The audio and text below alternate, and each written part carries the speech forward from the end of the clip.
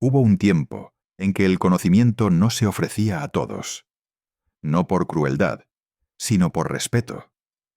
Porque ciertas verdades, cuando son entregadas antes de tiempo, no despiertan, confunden, y otras, cuando caen en manos equivocadas, se convierten en cadenas. Pocos están preparados para escuchar esto. Pero si estás aquí, no es casualidad. En los márgenes de la historia oficial, más allá de los textos repetidos y de las palabras domesticadas, existen ecos de una enseñanza antigua que no hablaba al creyente obediente, sino al buscador interior. No prometía salvación futura, sino recuerdo. No exigía sumisión, sino conciencia. Y sobre todo, no imponía un final definitivo al alma humana. Este conocimiento fue ocultado durante siglos. No porque fuera falso, sino porque era peligroso para quienes necesitaban que el ser humano se sintiera pequeño, culpable y dependiente. En antiguos monasterios, en bibliotecas selladas, en cuevas devoradas por el desierto, sobrevivieron fragmentos de una visión espiritual que desafiaba la idea de una sola vida, un solo juicio, un solo destino. La mayoría mira, pero no ve. Lee, pero no recuerda. Porque recordar no es un acto mental, es un estremecimiento del alma. En los primeros siglos de nuestra era, cuando la espiritualidad aún no había sido encerrada en dogmas rígidos, circulaban múltiples enseñanzas sobre el origen y el destino del ser humano. Algunas hablaban en parábolas, otras en símbolos, y unas pocas con una claridad que incomodaba. Entre esas existía una corriente silenciosa que afirmaba algo radical. El alma no comienza con el nacimiento, ni termina con la muerte. Este pensamiento no surgió de la nada. Bebía de fuentes antiguas, de tradiciones egipcias que veían al ser como un viajero entre mundos, de sabidurías orientales que entendían la existencia como un ciclo de aprendizaje, y de escuelas místicas que enseñaban que el olvido era parte del proceso, no un castigo. Uno de los pocos nombres que se atrevió a mencionar estas ideas, aunque de forma velada, fue Clemente de Alejandría. En sus escritos dejó caer referencias incómodas, como semillas ocultas entre líneas aceptables. Hablaba de enseñanzas reservadas, de verdades transmitidas solo a quienes estaban listos para recibirlas. No las explicaba del todo. Tal vez porque sabía que hacerlo abiertamente significaba condenarlas, y condenarse. Así comenzó el gran silenciamiento. No fue un acto inmediato, ni un decreto único, fue un proceso lento, casi imperceptible. Se eligieron unos textos y se descartaron otros. Se canonizaron ciertas palabras y se quemaron otras. Se declaró herejía a todo aquello que devolvía al ser humano la responsabilidad sobre su propio viaje espiritual.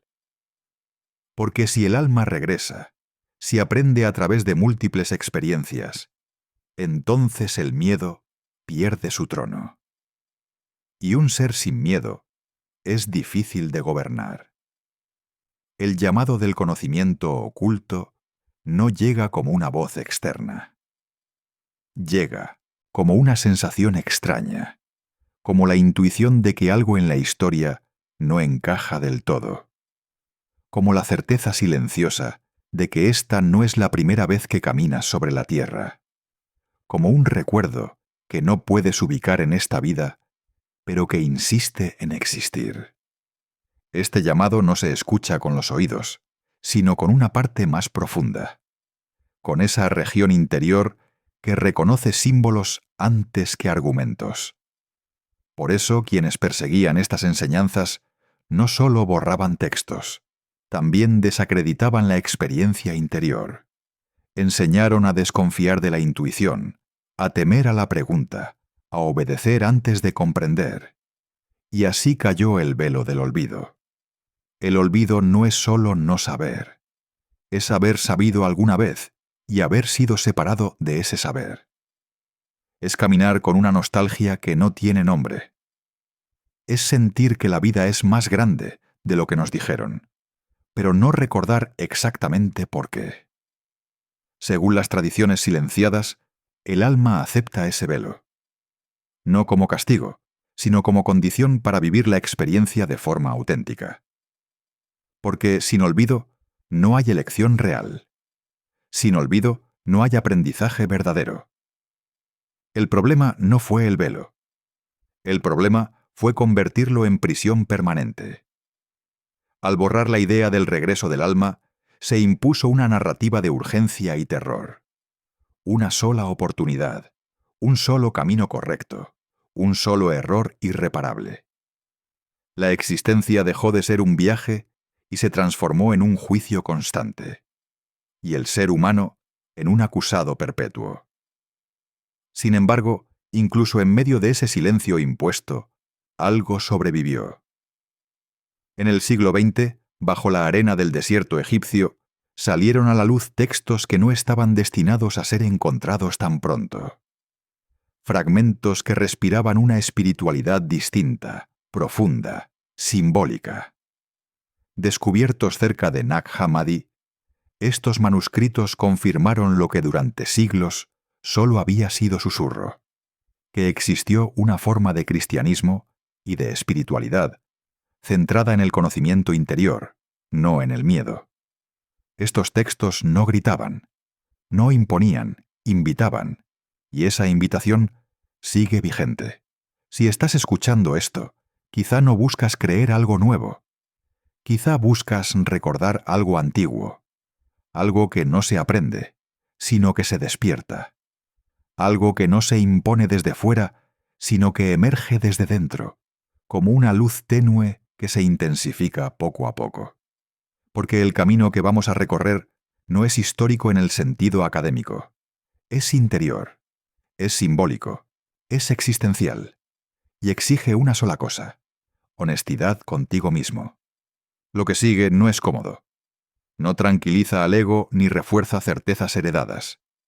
Pero ofrece algo más valioso: una visión del alma como viajera eterna, como aprendiz incansable, como chispa que no puede ser apagada por ningún dogma. Prepárate. El velo comienza a agrietarse. El velo del olvido no cayó de golpe. Se deslizó lentamente sobre la conciencia humana, como una niebla suave que primero borra los contornos y luego las formas. Al principio, el ser humano aún recordaba fragmentos, intuiciones repentinas, sueños cargados de símbolos, una extraña familiaridad con lugares nunca visitados. Con el tiempo, incluso eso fue llamado ilusión. Así comenzó una era en la que recordar se volvió peligroso. Las antiguas escuelas de sabiduría enseñaban que el olvido no era un enemigo, sino una etapa. El alma, al encarnar, aceptaba no saber quién era para poder descubrirlo desde la experiencia.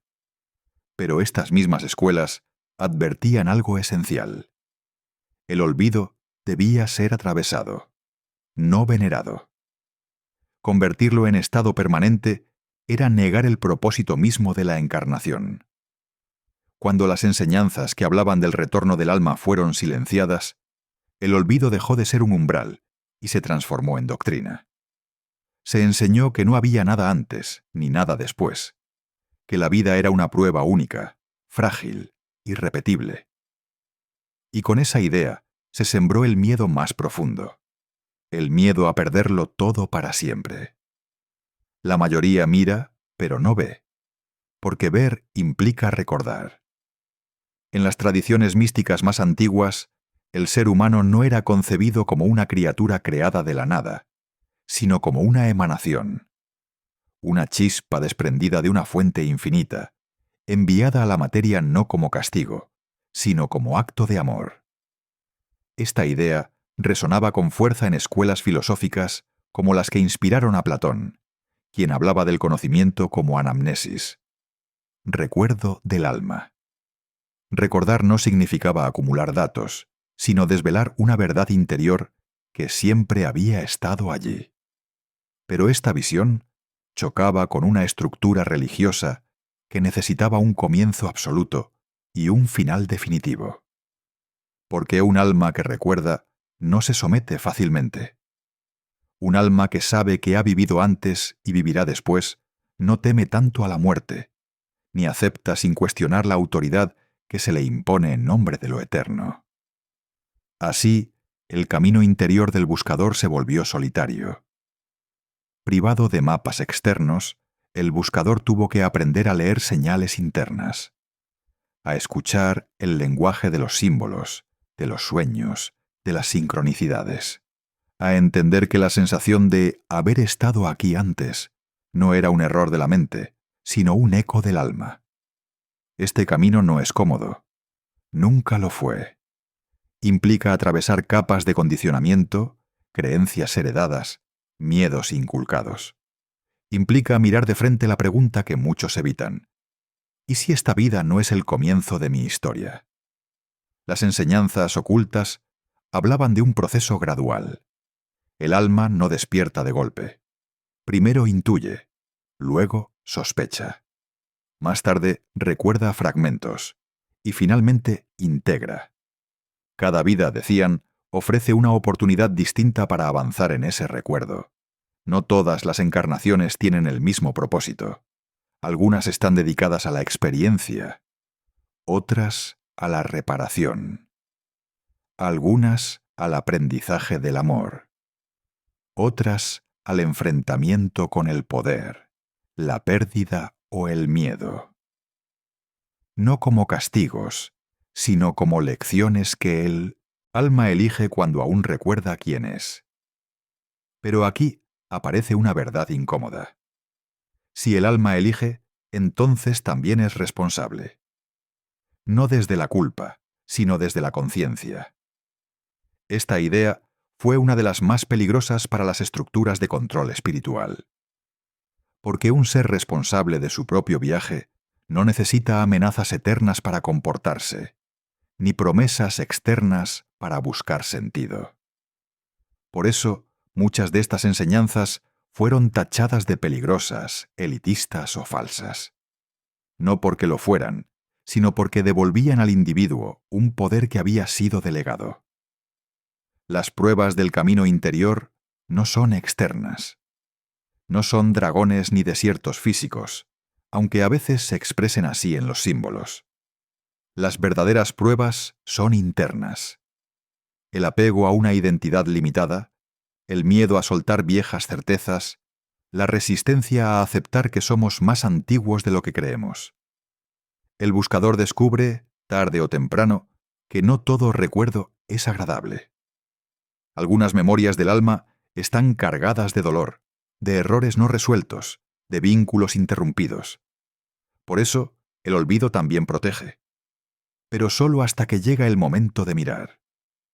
Las tradiciones silenciadas advertían: recordar sin preparación puede fragmentar. Por eso el despertar es progresivo. Por eso no todos recuerdan al mismo tiempo. Y por eso este conocimiento fue siempre transmitido con cuidado, en círculos pequeños, de maestro a discípulo, de corazón a corazón. No todos están preparados para escuchar esto, y no todos lo estarán en esta vida.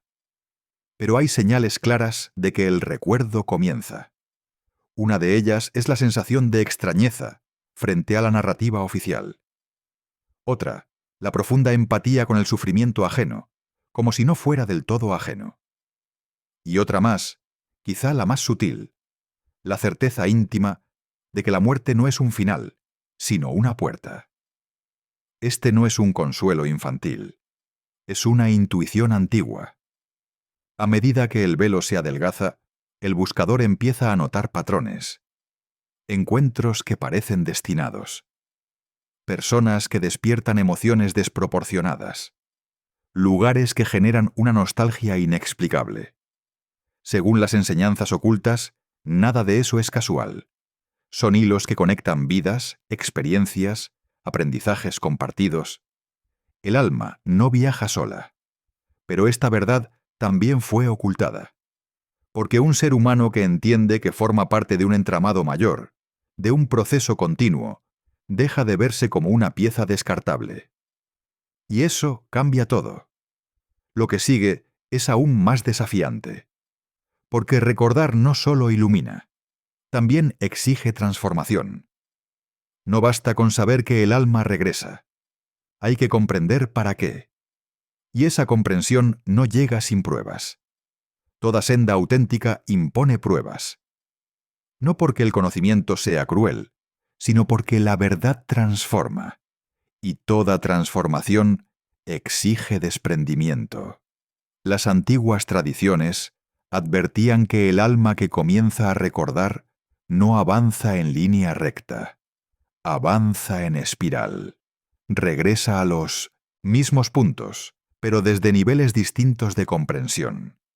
Así empiezan las pruebas, las advertencias y las verdades incómodas. La primera prueba es el desengaño. El buscador descubre que muchas de las certezas que sostuvo no eran mentiras deliberadas, sino medias verdades. Y una media verdad, cuando se toma como totalidad, puede ser más limitante que una mentira abierta. Esta revelación no produce júbilo inmediato, sino una sensación de vacío, como si el suelo conocido desapareciera bajo los pies. Muchos retroceden aquí, porque es más fácil habitar una ilusión estable que una verdad que exige cambio. Las enseñanzas ocultas nunca prometieron consuelo rápido, prometieron claridad. Y la claridad, al inicio, duele. La segunda prueba es el espejo interior. Al recordar que el alma ha vivido antes, surge una pregunta inevitable. ¿Qué hice con esas vidas?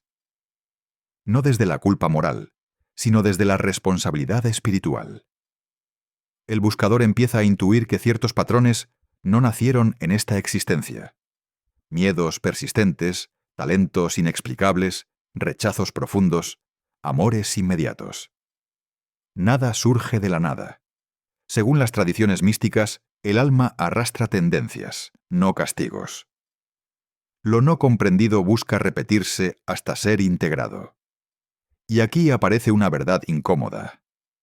No todo sufrimiento proviene del exterior. Algunas experiencias fueron elegidas para cerrar ciclos antiguos, para sanar desequilibrios creados por la ignorancia de otras vidas. Esta idea fue profundamente rechazada por las estructuras religiosas dominantes, porque no ofrecía un culpable externo. No señalabas a un enemigo invisible. Señalaba al propio proceso del alma, no como acusación, sino como oportunidad. La tercera prueba es la soledad. Cuando el buscador comienza a ver más allá del velo, descubre que no todos quieren ver. Compartir estas intuiciones suele generar incomprensión, silencio o burla. No porque los otros sean ignorantes, sino porque cada alma despierta a su propio ritmo. Las escuelas antiguas enseñaban a guardar silencio, no por miedo, sino por sabiduría. El conocimiento profundo no se impone, se reconoce. Por eso muchas de estas verdades sobrevivieron en símbolos, en mitos, en relatos velados. Quien no estaba preparado veía solo historias. Quien lo estaba veía instrucciones. Una de las corrientes que preservó esta visión fue el neoplatonismo, especialmente en las enseñanzas de Plotino, quien hablaba del descenso del alma a la materia y de su retorno consciente a la fuente. Para él, el mal no era una entidad, sino ignorancia del origen. Y la salvación no era un perdón externo, sino un recuerdo interno. Esta idea reaparece una y otra vez en las tradiciones ocultas. El alma no necesita ser rescatada, necesita despertar. Pero despertar tiene un precio. A medida que el recuerdo se intensifica, el buscador enfrenta una elección silenciosa. Puede usar este conocimiento para inflar el ego, para sentirse especial, elegido, superior. O puede usarlo para profundizar en la compasión. Las enseñanzas advertían con claridad. el recuerdo sin humildad conduce a la ilusión espiritual. Esta es una de las pruebas más sutiles. Muchos creen haber despertado cuando solo han cambiado de máscara. Por eso los textos antiguos insistían en la purificación interior. No ritual, sino ética. No moral impuesta, sino coherencia interna. Recordar quién eres exige vivir de acuerdo con ello. Las verdades incómodas no terminan ahí. Otra de ellas es comprender que el tiempo no funciona como creemos. Para el alma, pasado y futuro no son líneas separadas, sino estados de conciencia. Algunas experiencias se resuelven en una sola vida. Otras requieren varias. No por incapacidad, sino por profundidad. El buscador empieza a entender que la impaciencia es una herencia del olvido. El alma, en cambio, no se apura. Sabe que regresará. Sabe que habrá nuevas oportunidades. Pero también sabe que cada vida desperdiciada en la inconsciencia retrasa el recuerdo pleno. Aquí surge una advertencia clara en los textos ocultos. No todas las encarnaciones son iguales. Hay vidas de siembra y vidas de cosecha. Hay existencias dedicadas a la experiencia y otras dedicadas a la integración. Reconocer en cuál te encuentras no es un acto intelectual, sino intuitivo. La revelación progresiva no llega como un rayo, sino como un amanecer lento.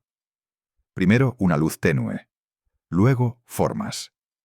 Más tarde, colores. El mundo no cambia de inmediato, pero la forma de mirarlo sí. Y esa nueva mirada transforma cada experiencia cotidiana en una enseñanza. El dolor deja de ser absurdo. La alegría deja de ser accidental. Todo adquiere sentido dentro de un proceso mayor. Pero aún falta algo esencial. Porque recordar no es el final del camino.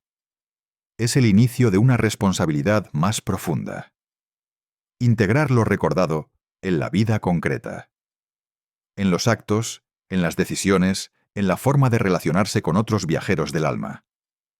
Eso es lo que exploraremos a continuación. La integración espiritual es el umbral que muchos no cruzan.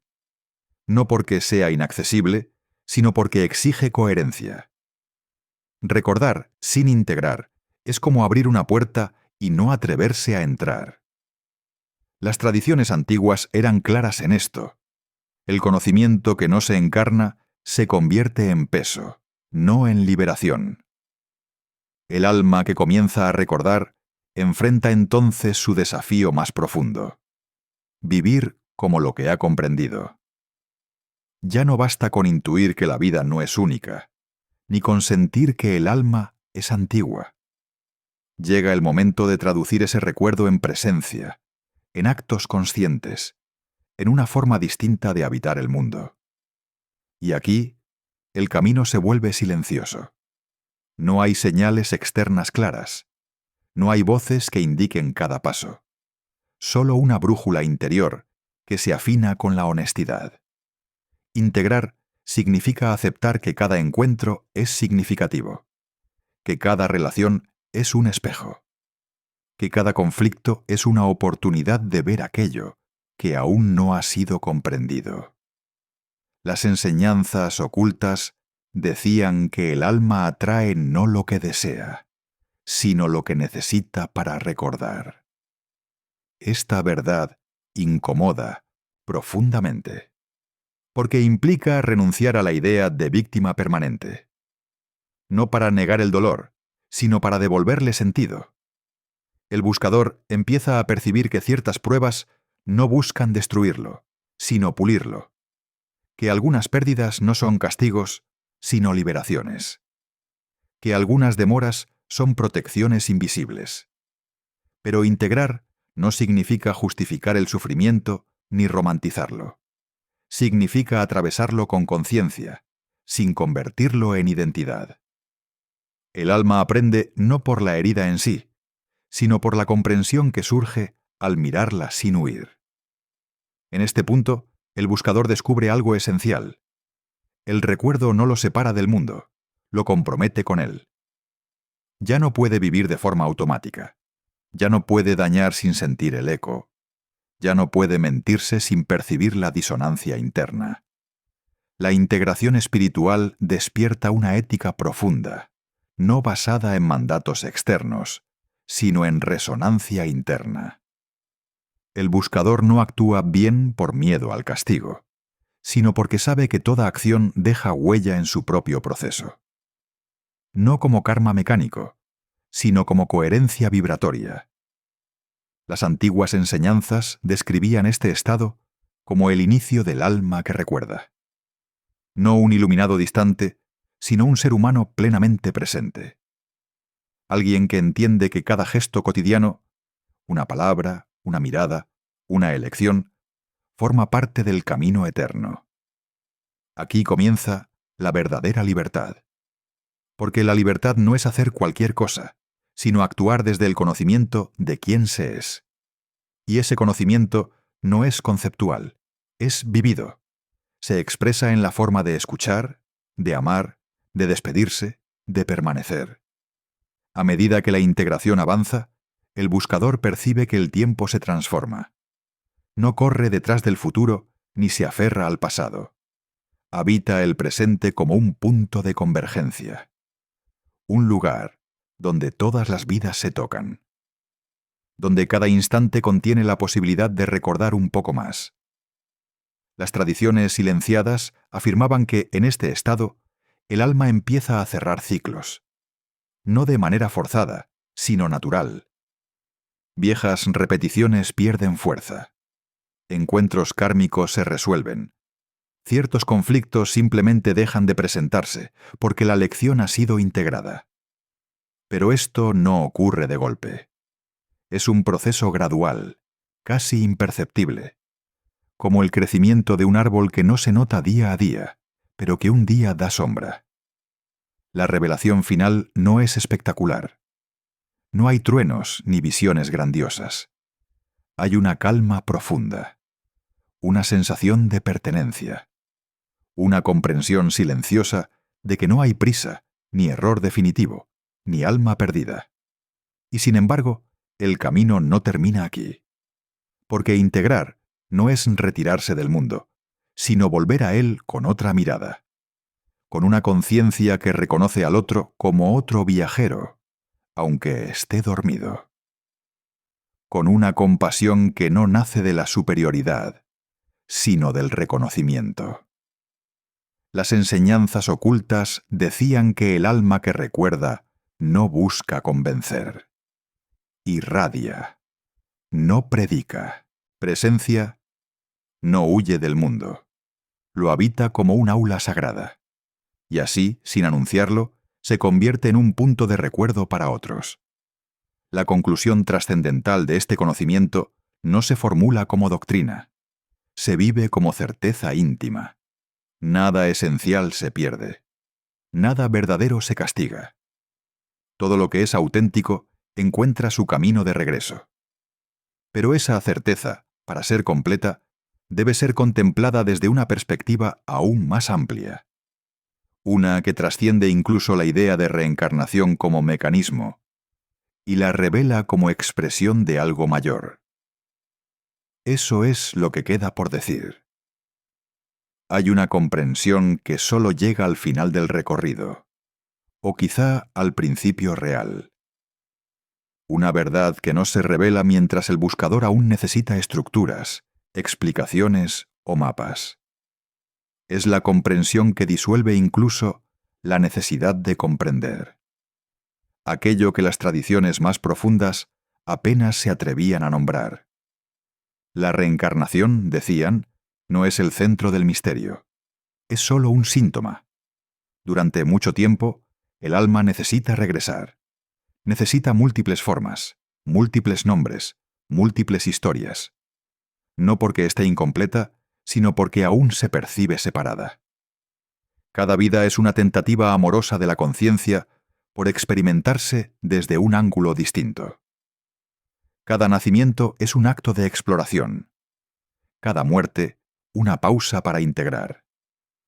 Pero llega un momento, no impuesto, no forzado, en que el alma deja de preguntarse cuántas veces ha vivido y comienza a intuir por qué existió el viaje. Las enseñanzas ocultas afirmaban que el regreso no es eterno, no porque haya un castigo final o una recompensa definitiva, sino porque el aprendizaje se completa. Cuando el alma recuerda plenamente su origen, ya no necesita olvidar.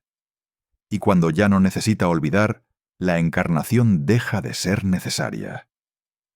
Este punto fue uno de los más celosamente guardados. No porque fuera peligroso, sino porque podía ser malinterpretado. No se trata de escapar del mundo ni de despreciar la materia. Todo lo contrario. Se trata de haberla habitado tan conscientemente que ya no se necesita volver para comprenderla. La revelación final no dice, no regresarás. Dice, ya no estás obligado. El alma liberada no huye de la existencia. Simplemente ya no está fragmentada. Ya no necesita dividirse en experiencias sucesivas para reconocerse. Ha integrado todas sus memorias en una sola presencia. Una presencia que no está limitada por forma, tiempo o identidad. Por eso, las tradiciones más antiguas hablaban del retorno a la fuente. No como disolución, sino como reunificación. No como pérdida del yo, sino como recuerdo de un yo más vasto, más silencioso, más real. El velo del olvido, entonces, se comprende en retrospectiva como un acto de misericordia. Sin él, la experiencia habría sido imposible. Con él, el aprendizaje fue auténtico. El dolor tuvo sentido. El amor fue elegido.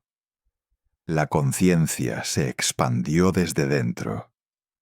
Esta comprensión transforma incluso la idea de muerte. La muerte deja de ser ruptura y se revela como transición. Un cambio de estado, no de esencia. El alma no se va, se repliega, se recoge, se contempla, revisa, integra, decide, no desde un tribunal externo, sino desde una claridad interior imposible de engañar. Y aquí aparece una de las verdades más profundas y menos dichas. El alma es radicalmente honesta consigo misma.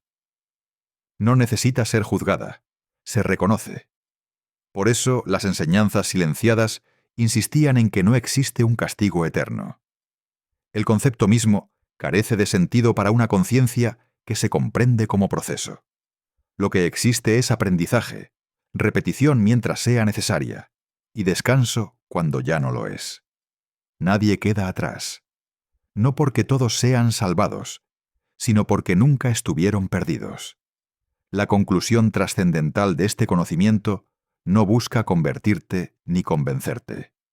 No necesita que creas nada. Solo invita a una contemplación distinta de tu propia existencia. A mirar tu vida no como un accidente aislado, sino como un capítulo de una historia más amplia, escrita por una conciencia que eres tú, más allá del nombre que hoy llevas. Si este mensaje resuena, no es porque sea nuevo, es porque es antiguo, porque toca una memoria que no pertenece solo a esta vida, una memoria que no grita, no exige, no se impone, solo espera ser reconocida. Tal vez por eso estás aquí. Tal vez no para aprender algo nuevo, sino para recordar algo esencial. Que no eres un intento fallido. Que no eres una creación rota. Que no estás viviendo tu única oportunidad.